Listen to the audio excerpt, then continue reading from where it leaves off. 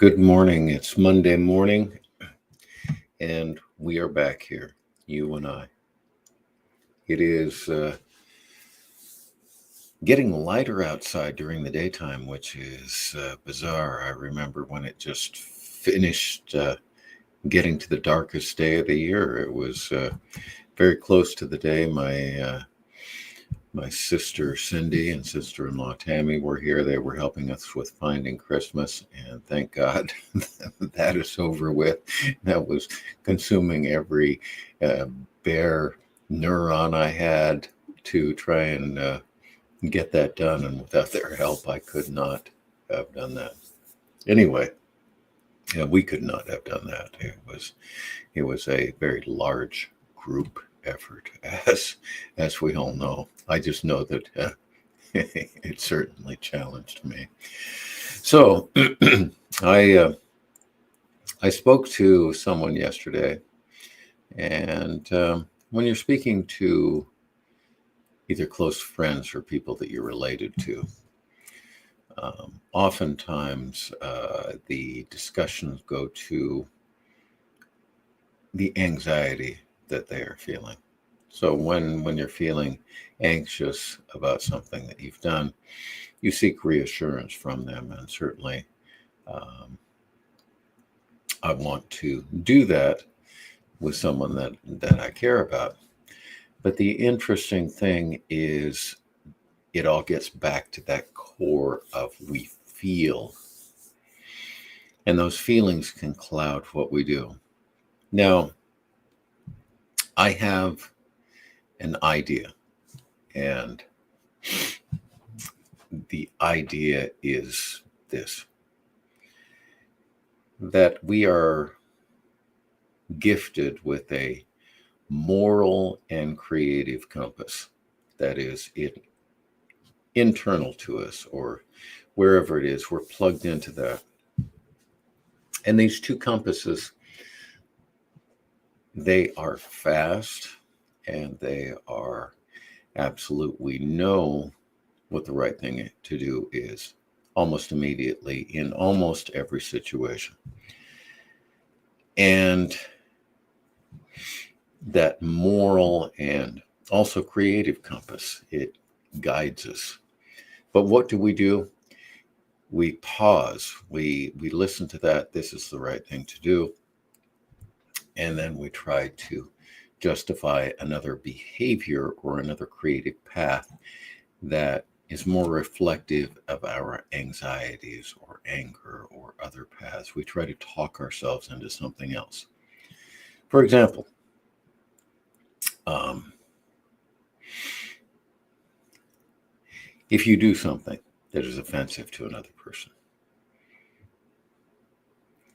and this has happened to me many times, there's a knee-jerk reaction. Well, I should say I'm sorry, and then let that be the end of it. And then the doubt creeps in. Well, if I say that, then, it's going to make a big deal out of it. Maybe they didn't even notice it, or maybe that wasn't that big of a deal. And then you start justifying it by saying, well, if I bring it up again, it will upset them again. And it's really better for them if I don't do this. Let's talk about that from a creative direction. You know, you should be um, practicing your musical art. And you should be working on something that moves that forward.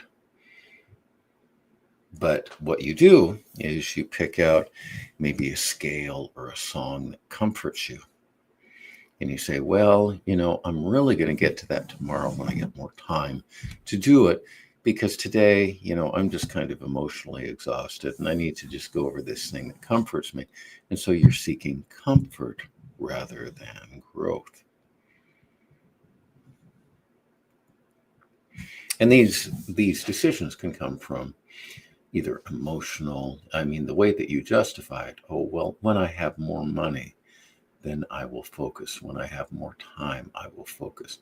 When I get closer to that person, the next time we interact, I'll really do something. And you know what you need to do? I have made so many mistakes in my life with regards to how I treated people. But let me tell you how I treated one person. And it's been about 10 or 15 years ago.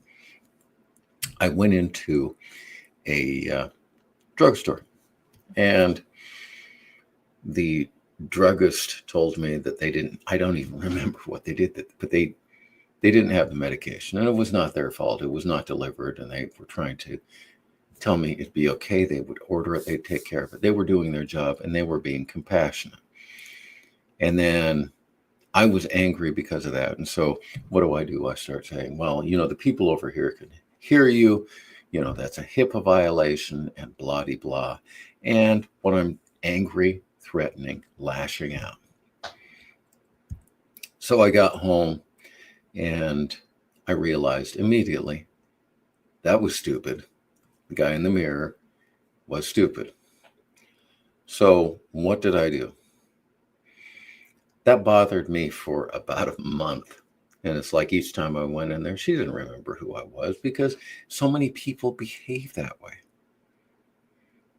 But the next time I got to the front of the line and it was the head pharmacist, I say, there's something I want to tell you. We had an interaction about a month ago, and then she closed her eyes. She said, oh no, here it comes again. And I said, I want to apologize because I was out of line. And she said, you what? She'd never really heard that before. But I said, I was out of line. You were doing your job, and I apologize. It made her day.